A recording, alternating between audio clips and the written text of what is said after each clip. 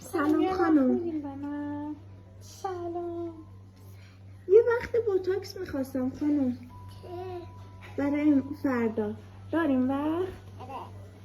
متشکرم. به ایشون هم وقت میدین خانم؟ یه وقت میخواستم برای هفته دیگه. چه ساعتی بیام؟ مرسی. بهتره؟ قیمتش هم یکیه دیگه.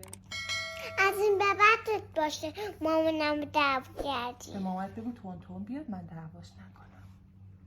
بگو تون بیاد. بگو من زود بیام پیش خاله سهر و خاله یاس. چه دعواش کردی؟ خودت بیاد زود. ببخشید چیکار میخوایم بکنیم با من؟ دایمون کنه.